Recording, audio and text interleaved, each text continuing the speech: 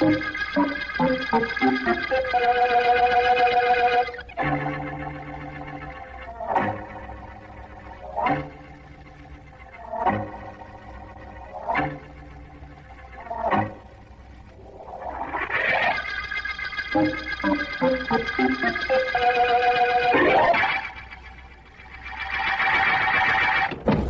Markham. Vance, glad you could make it here at my office. And very glad you got here just now. What's the big mystery, Markham?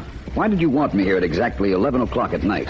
I'm not sure this whole thing isn't a gag of some kind, Vance, but if it isn't, I can promise you some excitement. Well, district attorneys are famous for keeping their promises.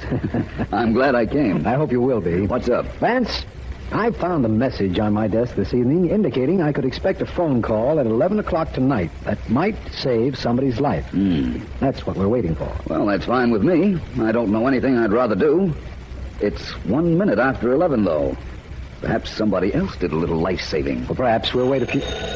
Hold everything, Vance. Yes, of course. District Attorney Markham speaking. Markham, this is John Green, Widmere Apartments. You got my message? About saving your life? Oh, yes. Just what is all this, Green? It's terrible. What's the trouble, man? I can't talk to you right now. Goodbye. What? Vance, did you hear that? I certainly did. Hand me that phone book next to you. Yeah, sure. Thanks. He said his name was Green, John Green, Widmere Apartments. Green. Fine. Oh, yes, here we are. Tell Green if he's in trouble, we can be over there in 10 minutes. All right, Vance.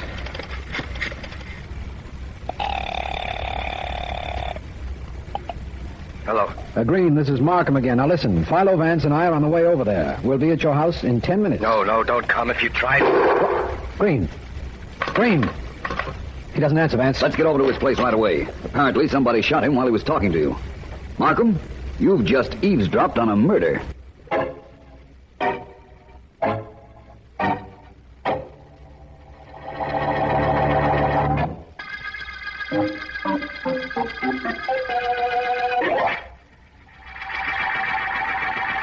Did the police question you, Lucy? Well, most of the night and all the morning, Eddie. They say my husband was killed at 11 o'clock or a couple of minutes after. And they insisted on knowing where I was. Yes, we figured they would. You told them? I'm afraid you two were talking much too loudly. After all, this is a public library, and some people come here to read, you know. Sorry. Don't be sorry. Just lower your voices, if you please. Lucy, the only thing you have to worry about is losing your head. You have a perfect alibi for 11 o'clock, and so have I. Yeah, indeed we do. We were both seen by different people in different places at 11. And the police are certain your husband was shot at that time. I know, Eddie. Oh, you were very clever. But, well, how did you do it? We won't go into it now. All you have to do is sit tight, and nobody will come near either you or me. I killed John, but nobody will ever be able to prove it. Well, you don't have to worry about me. I love you too much, and you're too close to me right now for me to do anything that would hurt us. Now, remember what I said. Yeah. All you have to do is take it easy. Right now, I'm going over to play gin with young Bill Stedman. You go home and make like... I'm very sorry, but you two will either have to stop talking so loud or leave. This is a library, and people do come I'm here to read, I know. It's all right, we're just leaving. Well... We've done everything we wanted to do. And I do mean everything.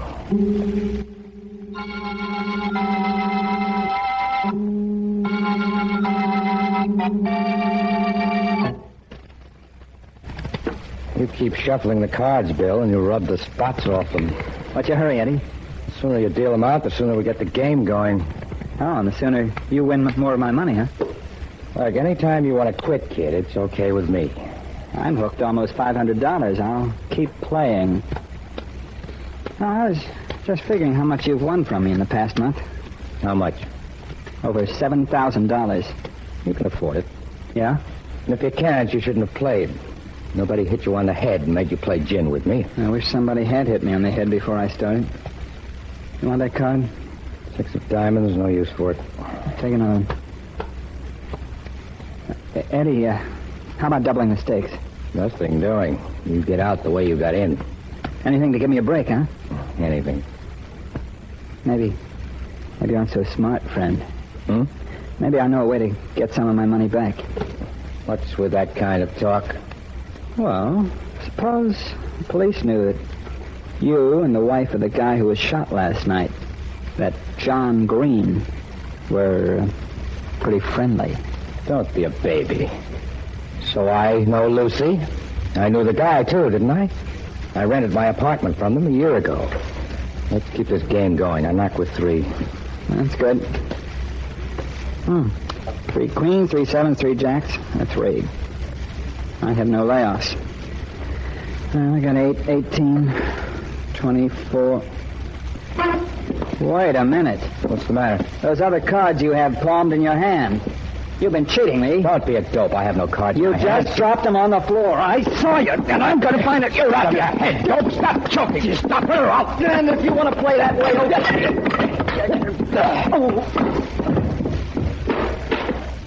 Little boys with too much money shouldn't get suspicious if they get hurt.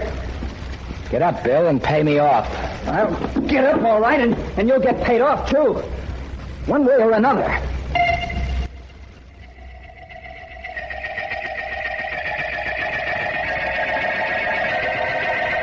Look, Vance, are you a private investigator, aren't you? Take it easy, Mr. Stedman. As far as I know, I am a private investigator. Good, then do something. I came up to tell you that the police are looking for the man who killed John Green, and I know who it is. So you said, or should I say, shouted. Well, all I can say now is that you're a whole lot overrated, Vance. You're supposed to be the guy who can spot a murderer with his eyes closed. Most murderers don't walk around with their eyes closed. You know what I mean. Yet, here I am, coming to you with a perfect case, motive and all, and you're not taking me seriously. Of course I am. Now look, Bill, I know your mother, I know you. She's spoiled you a little. You had too much money and too little supervision. But don't think you can come up here and order me around. Okay, Vance. Just answer one thing. I told you Edward Lee had a crush on John Green's wife. I told you Lee carried a gun and has a bad reputation. Why don't you investigate him? For a very simple reason. The medical examiner placed the time of Green's death between 10:30 and 11:30. As a matter of fact, District Attorney Markham was talking on the phone to Green at a minute or so after 11 when he heard the shots that killed him. And Edward Lee was with neighbors on his floor, completely legitimate neighbors who say he was with them at 1 minute after 11. Now, are you satisfied? No. Well, the police are. Lee has an absolute alibi. Oh, he has he? Yes. Well, all I can tell you is, if you think he has, then you're not as smart as people think you are, and Eddie Lee is a whole lot smarter.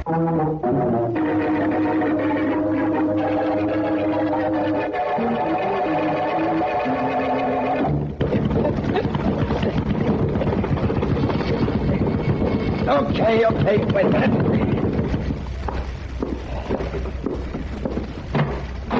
Yes? Hello, I'm Philo Vance. You are. And you've come to see me? How nice. You're Edward Lee? That's right. You're the guy who just pushed his way in here. That's right. Go over there and sit down. I'll be through working out in a minute or so. Don't go right ahead. You won't disturb me. I just have some facts to find out. Like what? Pretty good left hand you have there, Lee. For a right-handed person, that is. How do you know I'm right-handed? Your belt buckle. It's on the right side. Most people wear their buckles in the center. When they don't, a left-handed person has the buckle near his left hand. And a right-handed person near his right hand. So I'm right-handed. That's what you came up to find out? Hardly. I want to know how well you knew John Green. That again. I didn't know him well at all. I rented this apartment from him about a year ago. He took another place upstairs in the building. You did know his wife? Sure. She was here when I rented the joint.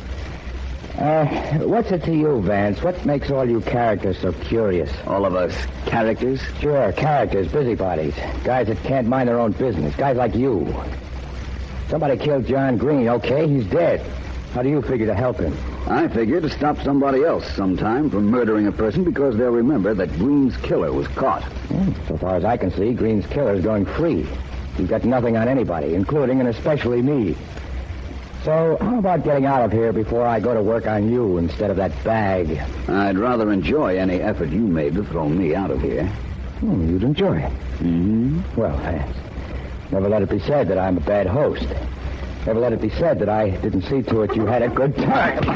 You haven't worked on that punching bag long enough to take care of you. Well, that, as the saying goes, is that. Perhaps the tip I got from young Bill Stedman about you, Lee, wasn't correct. But what tip was that? That you killed Green. Anyhow, I did have a good time this afternoon, so thank you very much for the entertainment. And Lee... Yeah? You must come over and see me sometime.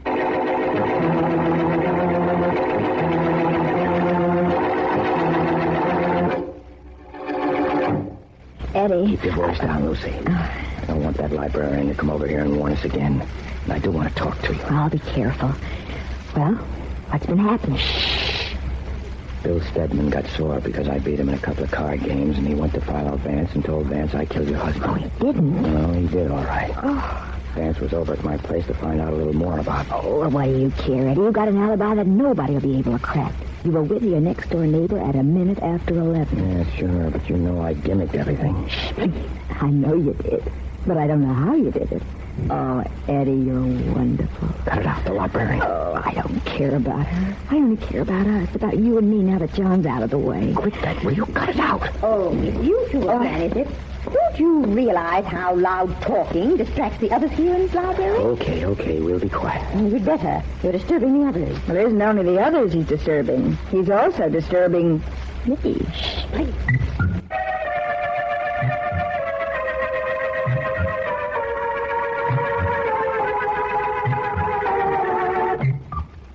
Here you are, Markham. With your skeleton key back. Right, Vance. Get the light switch, will you? Right. Here we are. This is pretty risky business, Vance, breaking into an apartment. Breaking in, Markham? Yes. We didn't break in. We used a key. Just as Mrs. Green would use a key if she came home right this minute. Besides, who could arrest the district attorney? Vance, it's remarkable how your logic can sound so good, even though both of us know you're ad-libbing. Now that we're here, tell me what we're doing. All right. You've heard of hunches. Yes, they're the thing a fictional detective always follows when he can't find a clue. Do you have one? No, not at all. This is the spot where I should have one, though, if that logic of mine, which you seem to like, wasn't functioning. Which means? That there's a tie-up between Green's widow and Edward Lee. Lee is very smug and very sure of himself. Mm-hmm. His apartment is 6 floors down, but a visit here might result in our finding something that will connect him with the crime. Well, this is the room where Green's body was found, at the telephone. A gun inches away from his hand, but not the gun that killed him. In other words, when you called him back from your office, he answered the phone while holding a gun on somebody in the room. Vance, is it possible that my call distracted him so that the murderer had a chance to shoot? I'd hate to think that. I don't believe that's what happened. Markham, look through this desk, will you? I'm going into Mrs. Green's room to see what I can find. All right. If you see anything that's even remotely interesting, make... Oh! Markham, what happened? Markham, are you hurt badly? Oh, where's that phone? Come on. Operator, rush an ambulance to the Windmere Apartments. The district attorney's been shot, and I'm afraid he's badly hurt.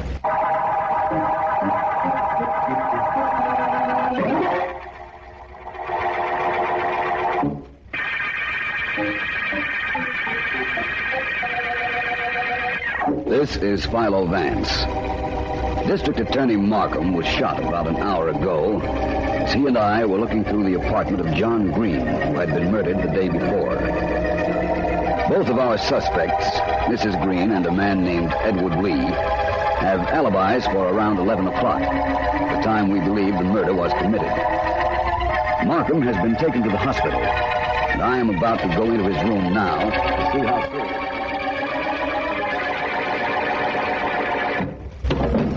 Hello, Markham. Vance? The nurse said I could stay only a few moments. How do you feel? Not bad. The bullet just grazed my side, I've been told.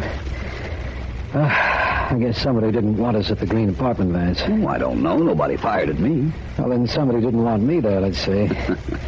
Somehow I'd have preferred being told I wasn't wanted. Can't blame you for that. I'll tell you something, Markham. I got on the telephone and called Edward Lee after I'd done what I could for you, and while I was waiting for the ambulance. Did you reach him? No. And then Lee may have shot me. Yes. It could have been Mrs. Green, of course, or it might have been somebody else. Someone I've overlooked. Who's that? Bill Stedman. That wealthy young man who came to my office insisting that Edward Lee killed John Green. Oh? Perhaps we've been on the wrong track. Right at the moment, I don't particularly care, Vance. All I care about is getting out of this hospital so we can work together on this case. You just stay here and rest. I'll stay here, of course, until the doctors say I can go, but I don't know how I can rest with a murder unsolved. In that case, Markham, and in view of the fact that we started this investigation together and it must be continued, let's say that you remain here and leave the rest to me.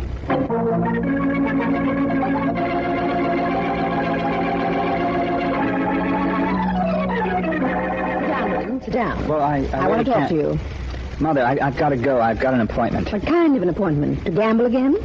Who, me? Don't lie to me, William. I've known about your gambling for some time.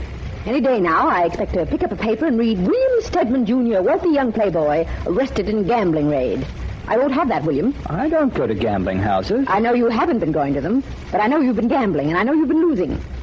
The bank called up and said you were overdrawn. They read me the amounts of the checks you've been giving somebody named Edward Lee, and before that to someone named John Green. Well, I had a little bad luck now. Little, you had a lot of bad luck. And you're going to stop gambling right this minute. But I don't always lose. Look. Here, look. Take a look. See? All this money? What? I haven't deposited it, but I won it. From whom? From John Green, just before he was murdered. The John Green who was murdered? Is that the man you were playing with? Why not? But I won this money from him while he was still alive. Did you, William? Did you win it from him while he was alive, or did you take it from him after you killed him?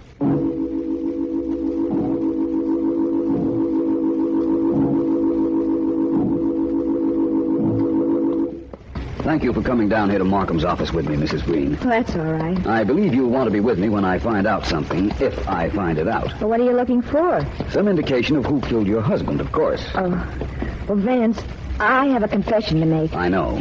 You know? I think so. You shot Mr. Markham, didn't you? Yeah.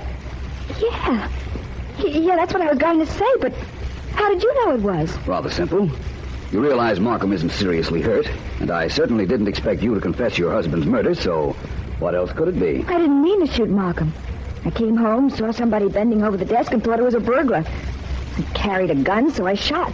Then when I heard you call Mr. Markham's name, I knew I'd made a mistake. So I ran out. Well, thank you for telling me, Mrs. Green. I'm sure we'll be able to straighten out the situation.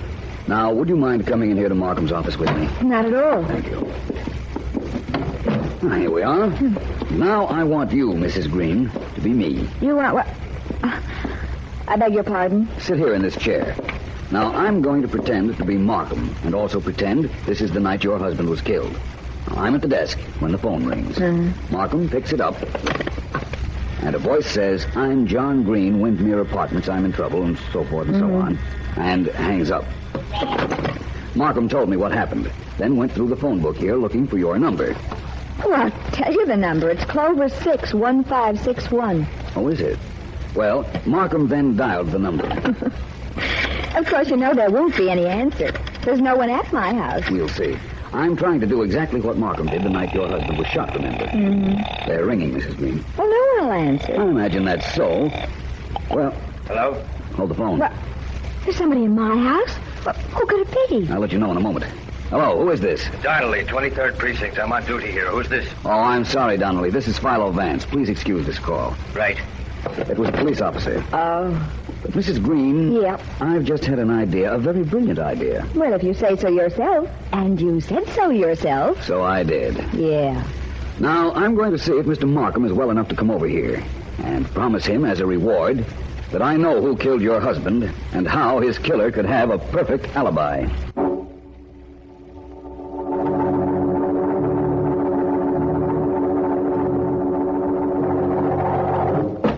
I'm a little weak, but I'll be all right, Donnelly. Sure you will, sir. Thank you for helping me here to my office. It's no trouble at all, Mr. Markham. There we are. You're sitting down now, so you shouldn't feel too badly. I feel fine. All I really needed was Philo Vance's request to come down here. What's this on my desk? What is it? Oh, it's a note from Vance. It says call John Green's house. Well, if Vance says so, I'll do it. Would you hand me that phone book, please? Sure thing. There you are, G.A. I called Green's number the night he was killed, but I don't remember it. Now, let me see. Here we are. Green. John Green, Windmere Apartments, that's it. What's supposed to happen after you call the number? I don't have the slightest idea, Donnelly, but I'll know in just a minute. Hello, Vance speaking. Now, this is Markham Vance. Well, how do you feel? All right, but why did you want me to call? Where am I? Where are you? Well, look, Vance, I'm the one that was shot, remember? You're at John Green's place, of course. I just looked up your number in the phone book. But I'm not Markham. You're not? No, I'm in Edward Lee's apartment, 6 floors below Green's. And I'm quite certain I can prove he killed Green. Lee's upstairs in the Green apartment now. I'm going up and have a showdown with him.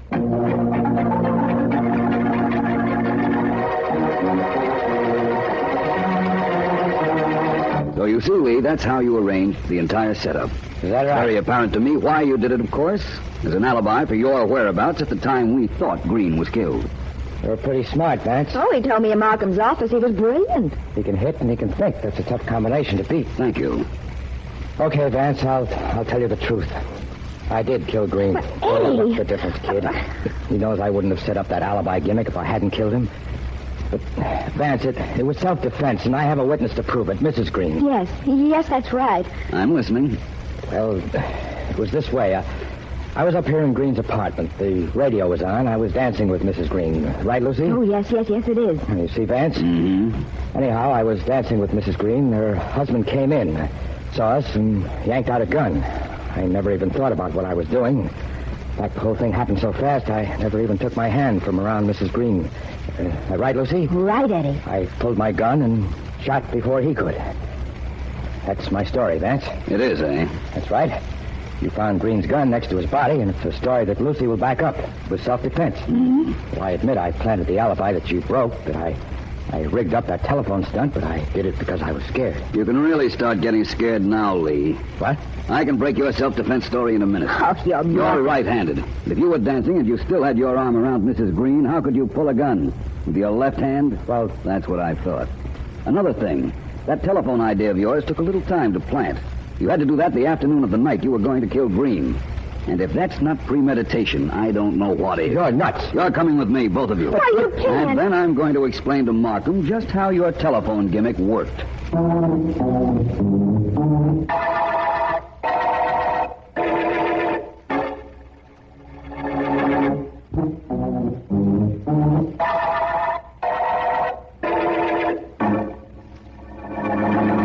Start from the beginning, Vance. Well, the beginning was a year ago when Edward Lee rented the Greens' apartment in the Windmere building. Mm-hmm.